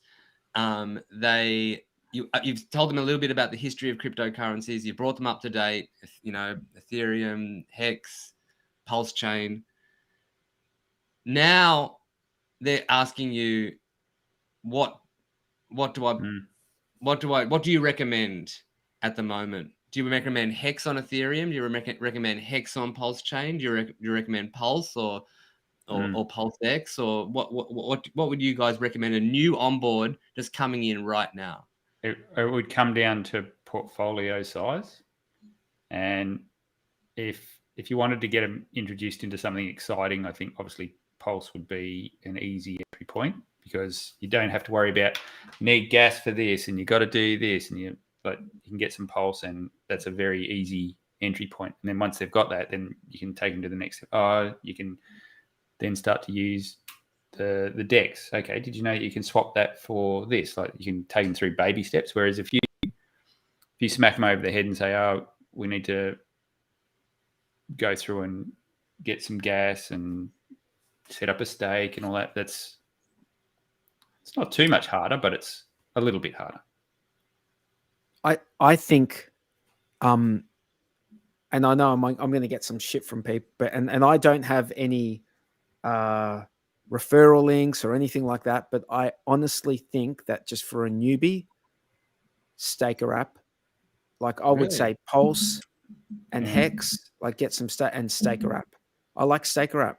It's easy for a newbie. It's like, it depends who easy it to is use. and how much. It comes down to how involved they want to be, what sort of person they are. Are they tech minded? Like, you got to. It's not just one size fits all. If it's your auntie, I just like then staker app's easy. I just like staker from the thing I don't like about staker app is not having support for things like Hedron and staking and Icosta staking. I think that's. I think you don't need to have the staking of Hedron on the staker app. It would be nice, but a mint button would be nice. A mint button would be nice, because then you could just move it to another wallet if you really want to stake it. Yeah. If you want, do you know what I mean? But not being able to mint it on the PulseChain side is problematic. You know, but I think they're going to do something about that. I think they're going to do something. Hopefully, I'm not telling you on board staker app. I just find that there's not enough support. Like, it's because we don't know what's happening in the future, and they haven't been really onto it in terms of getting support for these new things. Like, what about communists? You know what I mean? That's another free thing you get for having a HEX stake, and who knows what's coming out in the future. That I'd prefer to not have to go through that whole Gnosis safe. If it's someone new coming on board, they're going to put a decent amount of money in, and they're reasonably tech savvy, then I'd go straight to the hardware wallet. I've got a new guy that I'm helping out probably next week. Same thing. Set up a Kraken account, go order a Trezor, and then we'll spend 4 hours and we'll just get your shit right, and I'll teach you how to use it. Yeah, and if it's under a couple of grand, if it's under a couple of grand. For that person, do you recommend HEX on Ethereum or HEX on PulseChain or both? I think you'd go straight to PulseChain now. HEX on PulseChain.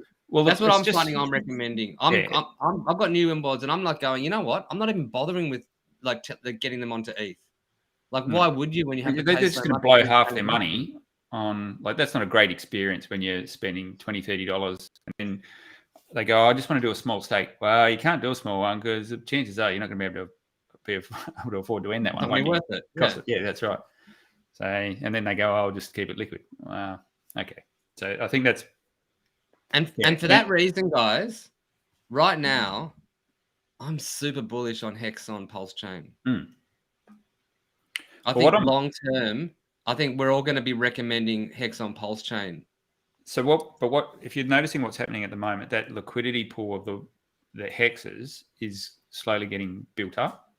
Yeah. And if everyone keeps going in there, so if you get that when the ratio is right, you get it close to 1-to-1 and everyone keeps loading into that pool, that's that prophecy we spoke about where you get that big binding of all the hex together. And I mean, I was at this stage up until this point, I've been incorrect. I thought a benevolent entity might come and load those pools. They haven't, but what I actually think it's better the way it's happening, because it's everyone's getting incentivized through the ink token to come and load that pool. They're loading it in assets that they think are pretty well bound together. So the impermanent loss thing is less of a risk. So if you can get the community to do that, that's even better. Yeah. Yeah. Agree. Yeah.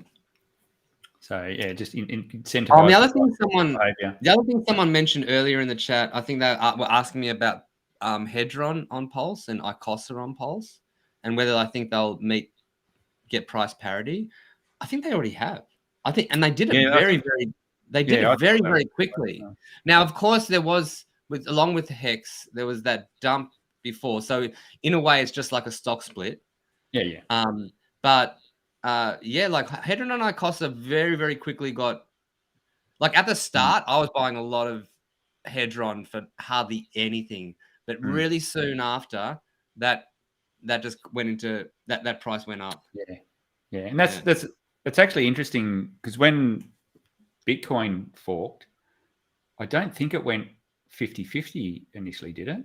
I'm trying to think what happened when it done the Bcash one, because they both held a lot of value, and then obviously it swayed and Bitcoin started to capture. It pretty much went bare, but then in the end, it stabilized at a kind of actually 1.2. Didn't Bcash go higher at one point? No, did it? I think it might have spiked up and then quickly dropped down. Yeah, right. But it was interesting with HEX because it was treated more like a stock split, and it basically the value halved on the chains. It was interesting to watch it play out. In the next bull run, do you think the people out there who saw Richard Hart, flamboyant and all the outrage marketing, and haven't bought into HEX, but then when the bull market comes, they've got their FOMO hats on, and they don't even know or care about PulseChain? Do you think that they will just ape into HEX on Ethereum because that's all they know? Or sorry, I switched off again. Say that again. Or just repeat that question. So next bull run, right? Yep. When we're in the midst of it, right, at getting towards the pointy end and people get their FOMO pants on. Do you think it's possible that HEX on Ethereum actually pumps quite hard because the people who never bought in previously but have seen Richard Hart and have them in the back of their mind, and then when all that FOMO happens, they're just like, I got to buy HEX, and they know it's on Ethereum, so they just buy the Ethereum version. Yeah. Do you think that could be where a lot of buy pressure comes from in the bull? It may not end up mattering. What I haven't seen happen is I don't think I've seen a lot of P-HEX or like Pulse HEX forked back over to bridged back over to Ethereum. Has anyone been paying attention to that? I don't even know if there's a pool set up or anything like that. You can see the Dune stats, and I posted on one of my tweets a picture of how much was coming in versus how much was going out. Way more is coming over from Ethereum than is going in and is leaving back the other way. Well, it's just more it's a better environment for transacting on. So I can understand why that's coming across, but it'd be interesting to see whether there is any migrating back and whether there's an opportunity there or not. I don't think, it's funny. I was at, on Sunday, I was in Miami. I was at South Point, and there's this beach and this huge grassy area. There's tons of people and people doing acro yoga and drumming and all sorts of stuff. And I had a HEX t-shirt on, and this guy came up to me. He had a Bitcoin t-shirt, and he was like, and he started a conversation with me, and I was like, he had just been at the conference and stuff like that, and I was like, oh yes, have you checked out PulseChain? It was just launched, and he was just straight up, no, Richard Hart's a scammer. Yeah. And he was still, and I'm doing, dude, you should check it out. Did you have? He said, he had a bit of HEX. He had a HEX stake on Ethereum. Yeah. And I said, you got a copy of that over, and he said, oh yeah, right, yeah. Yeah, and then after a bit more of a conversation, his plan was just to go over there, dump it, bring it back to Ethereum. That's fine. I reckon that's cool. Go do that. Get them over there. That's what it's all about. You get on there and they go, oh shit. Yeah. It's actually a lot going on. But he was so stuck in his mind that, and it was only, and the basis for it was only because he tweeted something to Richard, and Richard replied to him, Richard blocked him or something like that. But basically, that one action just made in his head is like, no, PulseChain is a complete scam. Yeah. And I'm just like, I've been farming this INC token. My bag has just gone like, he was a Bitcoiner, right? Yeah. But they think, like, Bitcoiners, hardcore maxis think that Ethereum's a scam. So of course, he uses Ethereum. He's one of the rare Bitcoiners that use Ethereum. In the end, I was saying, The man, we're all on rare the same side. Play. They struggling. all, They even all the do it, hardest yeah. core, even the hardest, most hardcore maxis They do it. secretly in the dark of the night use Ethereum, mate. They love it. They just don't want to tell anyone. Yeah. They want to. And you know what? That's the same with hexagons with Zen. I'm telling you now. Yeah, no, it's probably you're probably right. Not for me, bro. Yeah. I'll tell you right now. Yeah, not for me either, but yeah. Can I tell you? Let me tell you. Like I've listened to people crapping on about. I shouldn't say crapping on. Talking about all this yield farming and stuff. I wasn't into it back in 2018, 2019. I'm not into it now. It's fine that everyone else is into it. I love not being a click monkey. All you guys apparently love being click monkeys, you know, clicking the buttons, gas fee, you know, send. You love doing that shit. I don't love doing that shit. I love having things that I don't have to interact with, and I know that they're accruing value over time. That's what HEX is to me. This is the HEX Late Show. I love HEX. I'm always going to say that HEX is the number one for me. Now, we've got two of them. We've got one on Ethereum, one on PulseChain, 200% uptime. Nothing beats it. Channeling unwrecked at the moment. Put that in your pipe and smoke it. Okay. Where is he, by the way? Now that you've said that, everyone in chat, what's the most degenerate thing you've done on PulseChain? And I'll be first to put it out there. I went and brought some kek. And like, what the hell's that? KEK. And luckily, kek. I was still getting used to the units. So it turns out I only put $20 on it. And I wrote it up like it went up 200-300%, and then I wrote it all the way back down to the bottom. Wrote it up to $60 and then living the high life, Jack.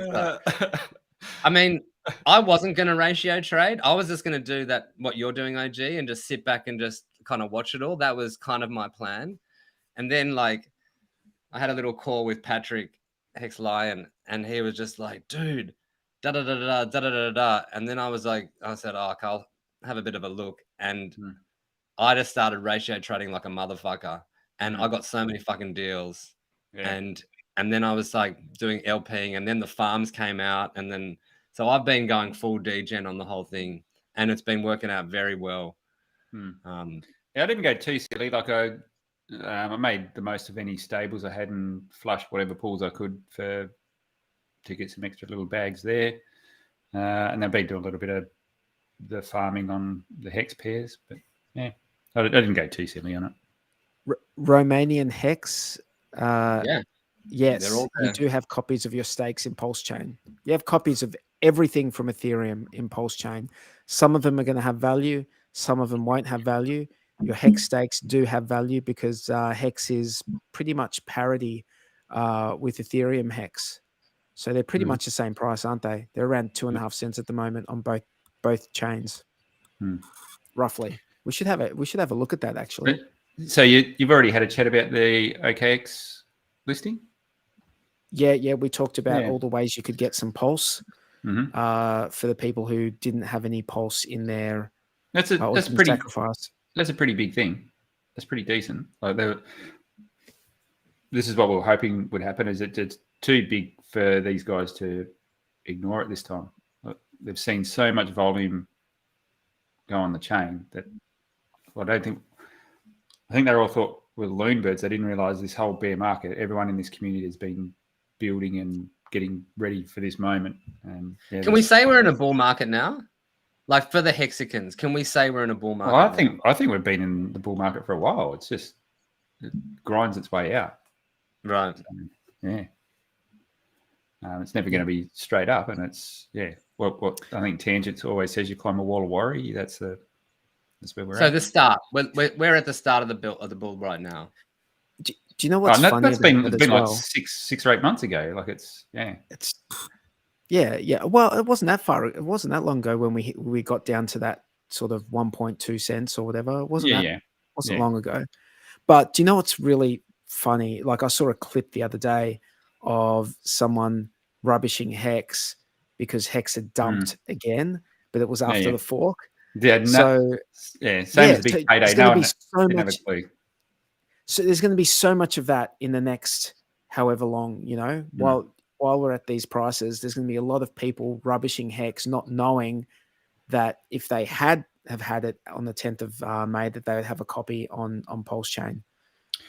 So there are actually, a few people that have come out like on Twitter, and they've done a full turnaround and going, oh shit, these boys over here there's something going on. Like you don't want to ignore it.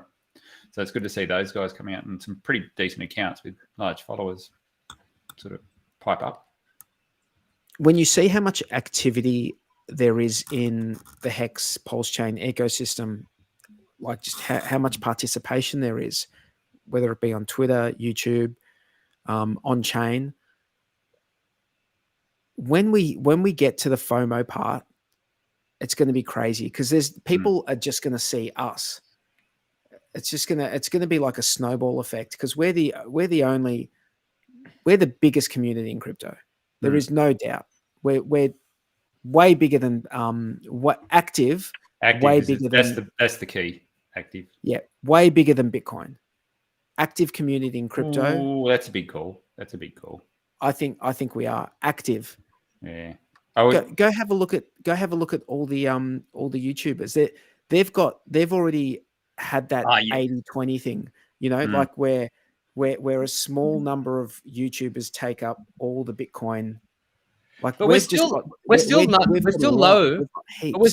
they dwarf us in terms of number of holders still. Yeah. This yes, but we're earlier. I wonder how many holders we had, like 3.5 years into Bitcoin. I'd be surprised if we didn't have more holders than them. Yeah, but that was like, how many years ago was that now? It was 10 years ago. Yeah, more. Yeah, 10 years ago. Yeah, so I think Cardano, I think, has a larger community, and so does XRP.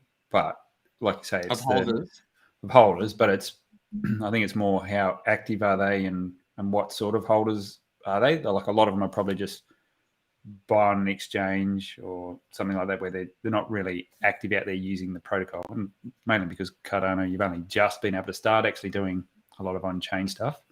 But even still, I don't think they get a huge amount of volume on all their on-chain stuff. So our community is really, really engaged and uses all the tools, and we haven't even seen all the cool shit come out yet. Like all we've got is a working network with a DEX. We've got a few cool things like Hedron and those guys that came across, but that's where the real innovation is. Like the real innovation is all of these like no admin key contracts which have been launched on Ethereum and exactly. Yeah. And so now we're going to have this big wave of all the projects that have been building in the bear market that are going to launch now. So awesome. We've got all of those still to launch, really, don't we? Like liquid loans and all that. Hey. Yeah, and Power City guys, they're doing some pretty cool stuff as well now. So they've got big ambitions. Hey, I didn't think they were going to pull a lot of it off, but they've got their shit together, guys. They've got some cool stuff going on, and it's all tools that we're all going to want to use. Yeah. I don't know. I kind of prefer to. I understand this idea of having things that can just do a whole lot of stuff automatically, but I really like the idea of just being able to control it a bit more myself. And as in, well, like I don't know too much about what Power City are coming out with, but from what I understand is they're going to have things where you just buy something and you're buying like a strategy. So you're buying the strategy where they do this for this and then this and this. And so you don't have to do all that in the background. You just have to hold that one kind of thing. Is that correct? No. It's not. It's basically they've got, so let's just say you've got a protocol and obviously you can manually call all the functions on that protocol for creating a vault and changing your liquidity and what your collateral and balancing, things like that. Blah, blah, blah. Yeah. So all you can do is you're saying, I got this strategy and I want it to be automated. So look at the price, and if it does this, go take this action, call this function. So it's not like you're not really buying a strategy, you're just automating those function calls that you'd normally do manually. But Okay. but once again, you're right though. You got to be careful with that sort of shit, because if something goes haywire and then it starts automating a process based on imports, that you didn't Yeah. want to do. Yeah. yeah, Alex has talked for. I mean, we've been speculating about what Alex is going to come out with, and it could be all sorts of things. But he has been talking for quite a while as well about an index pool or an index coin or something like that, which is just an RH ecosystem. And I don't like it too much. That's I'm not been so done. interested in it either, but- Been done many times before. Just buy the Yeah. shit if you want it. That's my opinion. Yeah. So the problem is with that stuff, and the same with Maximus, for instance. Like if you go to Maximus now on Ethereum, there is no liquidity to sell your Maximus. No. So I'm actually a bit disappointed in that. Locked in to hold it would for a be very on. long term until people start LP. Yeah, which I mean, hey, that was always meant to be a semi-long hold anyway. I mean, the stuff I got was for the long hold, but yeah, it has been a bit disappointing. You should know that. You know, you should know that that's what you're kind of like. You could be in for now it's like a 13 or 14 year hold. For that if you're buying Maximus. Yeah. Like it's I've got to say, I like the perpetuals for really small buys when I'm onboarding people with really, really small buys. Like if they've only got like a couple of $100, it's like I like the perpetuals, especially the shorter ones. Base and trio. So they know that they're not. Yeah, base and trio. I feel like that's like a really easy sell. How are they doing on PulseChain? That they probably reach parity pretty quickly as well on PulseChain. I think they've got a lot. Base seems to have a lot more liquidity. Maximus has way more liquidity on PulseChain than it does on Ethereum now. Like it feels like the Ethereum LPs have just been abandoned by Maximus. Okay, yeah, I haven't checked those to be honest. Hey, just on the side note, Google Trends, PulseChain. Have a look at the past year search terms. It's pretty crazy, eh? Is that dotted the projected? Check that out. That dotted bit at the end, that's projected, is it? Right. Yeah. So that's not actually that has not actually happened. It's just like if the trend and follows. Right. Yeah, and a little bit of anecdotal. Last week was our second highest viewership on the HEX Late Show ever. Last week. Now, the first highest viewership that we've ever had was at the beginning of August 2021. Now, I'm not sure if you remember what happened in September 2021, but we had like quite a nice we'd been pumping already, but we had quite a nice. Are you saying our viewer count is a all-time predictor of fundamental? Based on one previous point, yes. Yeah. Yes. My one point of my one data point. No. What I'm saying is that if lots of people are watching, then there's a lot of people invested in what's going on in the ecosystem. And that is there's a correlation between that and people, spending money on crypto. Price. And price. Yeah.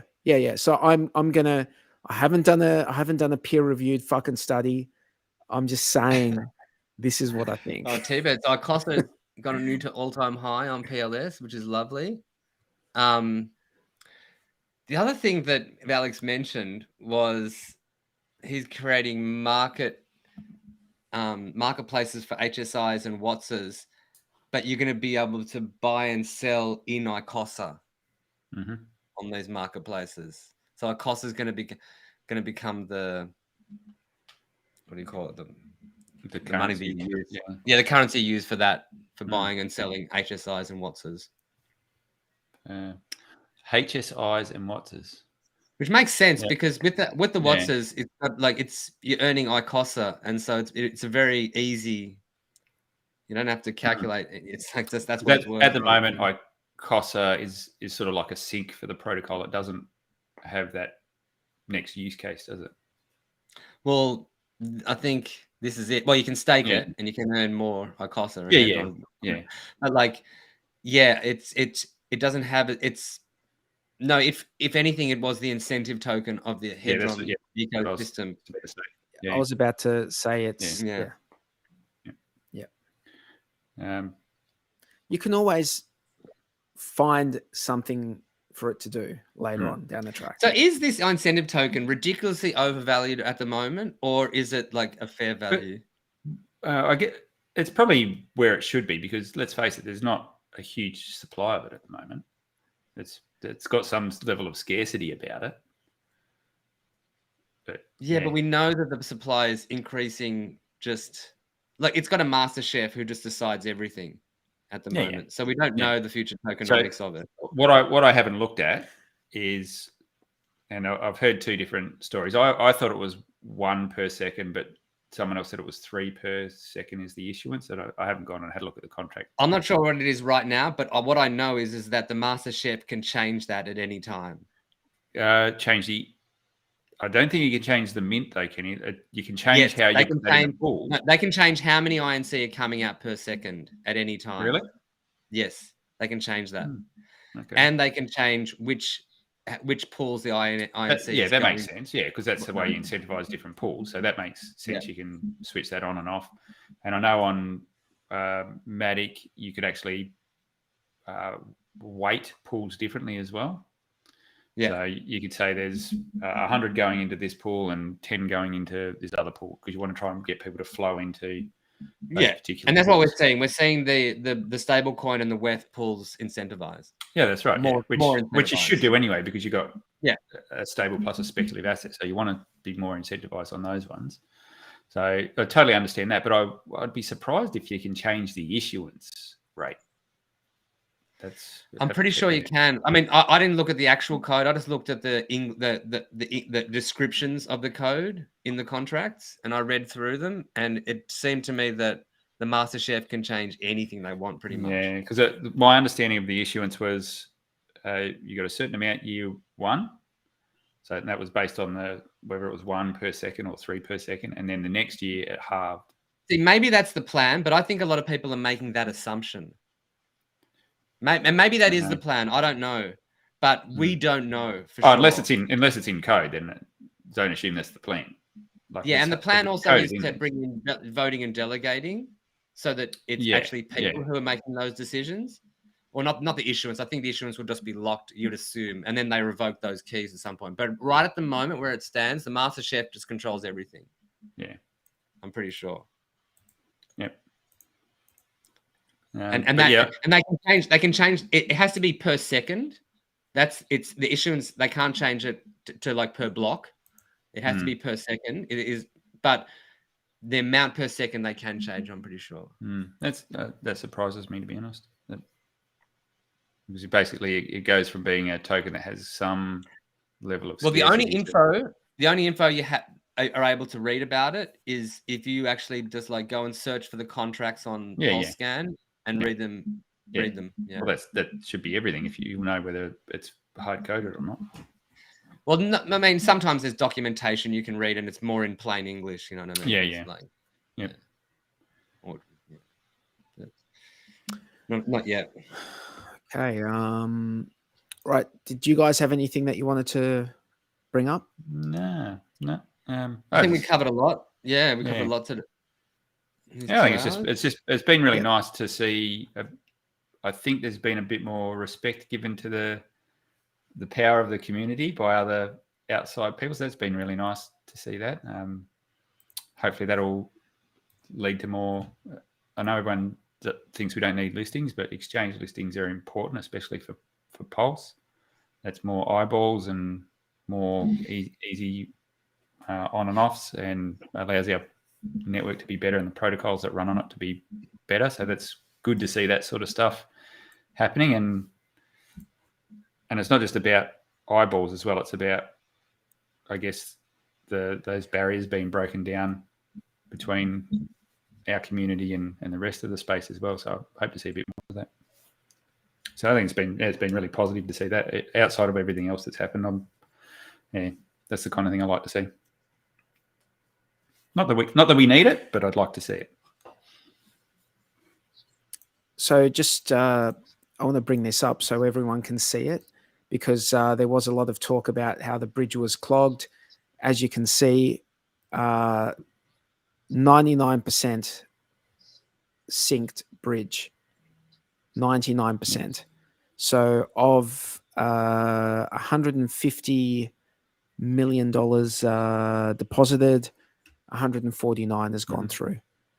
It's pretty good. That figure And the rest keeps will be going up, going doesn't through it? very soon. Yep, but 99, I like that. It's much better than 47% where it was like a few days ago. But they've done an excellent job. They really have. I mean, they got smashed. Yeah. They obviously weren't expecting there to be that much, that much activity. They got smashed. They've done an excellent job, the Richard Hart and the devs, to sort this out and get us to 99% synced in the matter of a few days.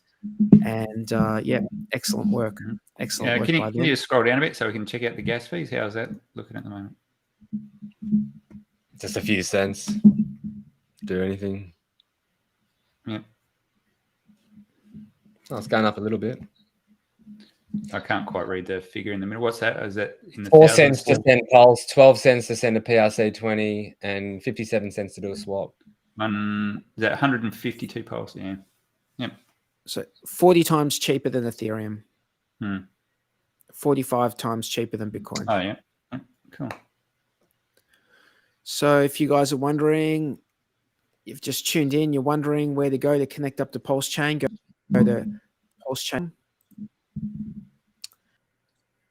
And that's all the information.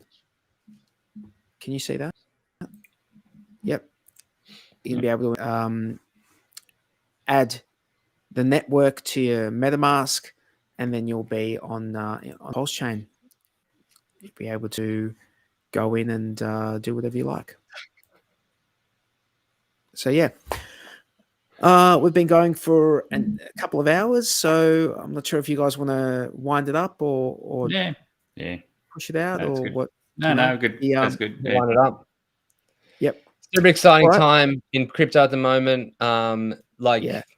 Super, super exciting. And I can't even imagine what's going to happen when the real bull run hits in the rest of crypto.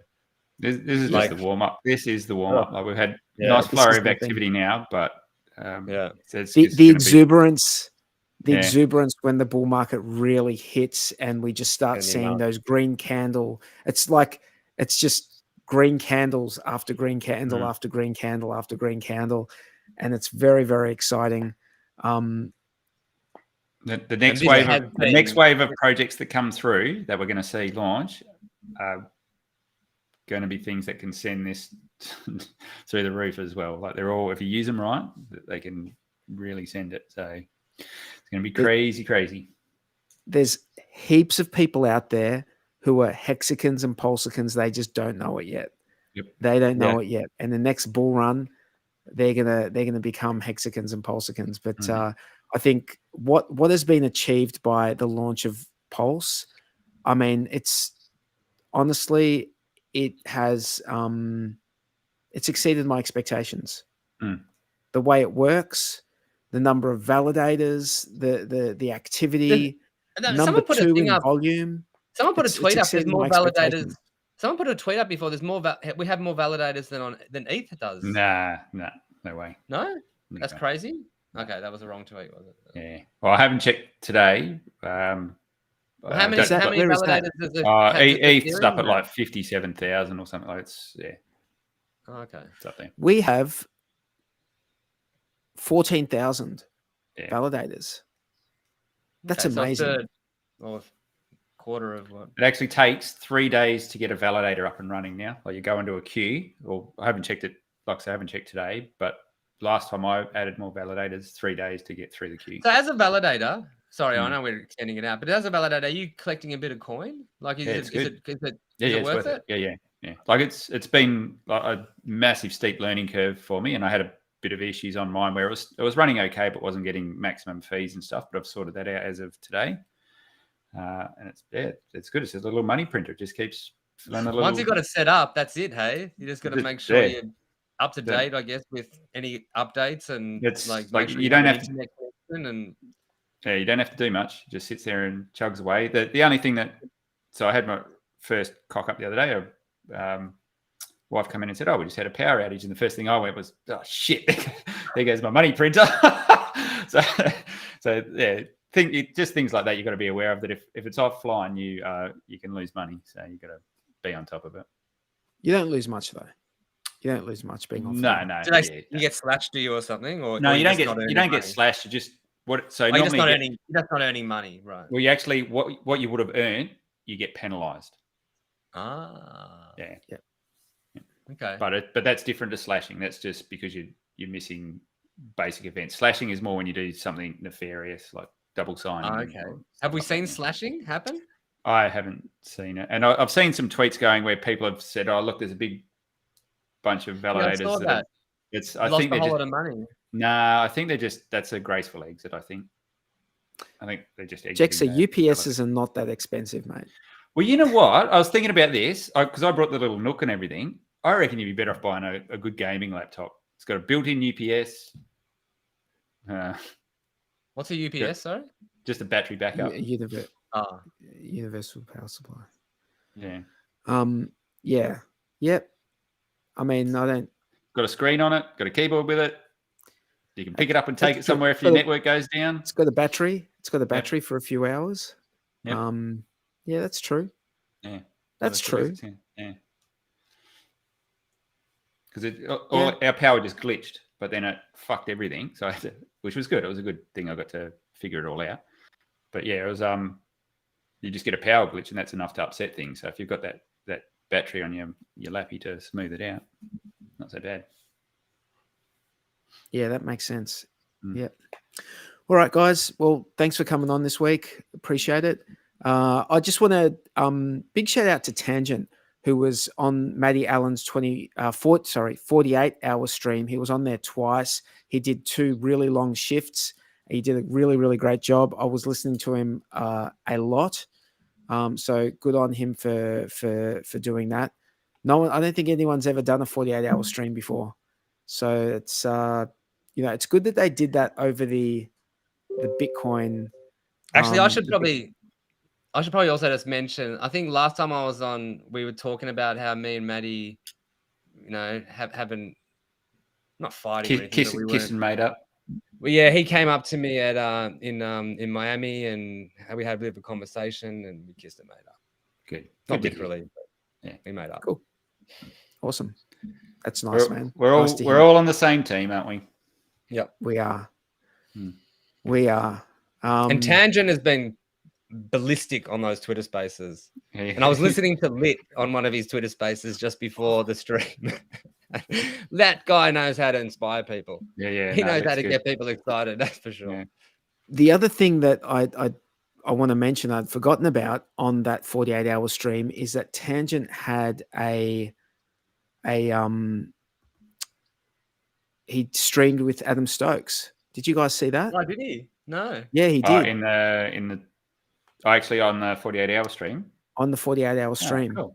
So go and check that out. I think it was on the second last block. The second last block of the stream. But it was it was really good. And then Crypto 7 jumped on there as well, and it was the 3 of them. But that was really good to see, because people who I really enjoy listening to. Adam Stokes, I really enjoy listening to that guy. I listen to his Sunday every Monday morning. That's how I start my week, listening to him, his Sunday evening wrap up. Yeah. So going to little rants and stories. Story time with Uncle Roger. No, Uncle Roger, Uncle Adam. All right, guys. Big shout out to the people in the chat. Before you leave, why don't you go and click the like? Go click the like. Pump us up in the algorithm. We appreciate it. Get out of it! Get out of here, you degens. Somi has been fucking loving your content. You are hilarious. You are a very, very funny guy. Yeah, he's good.